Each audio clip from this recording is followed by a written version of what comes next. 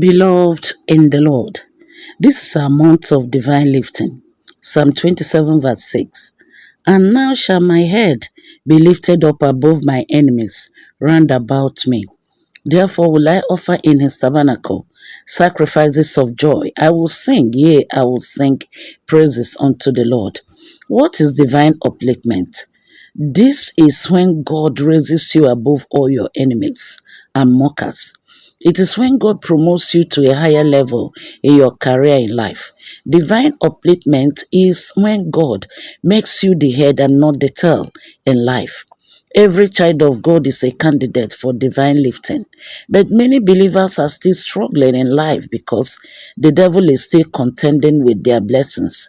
Until you resist the devil in prayers, he will continue to contend with the blessings of God upon your life. God has made provisions for your divine lifting, but you must fight the fight of faith. You must pray your way into your inheritance. When we pray, we let God know that we are absolutely dependent on Him. We hand over our battles to Him so that He can bring us victory. You're going to have this prayer point I'm going to give to you. These prayer points for divine upliftment will open doors your supernatural progress as you engage these prayer points. I see God changing your stories and taking you from one level to another. Divine upliftment comes from the Lord. It doesn't come from man. Therefore, stop looking up to a man to lift you. Stop looking up to a man to promote you. When you depend on man, God's presence cannot work with you. Psalm 75 verses 6 to 7 says, For promotion cometh neither from the east, nor from the west, nor from the south, but God is the judge.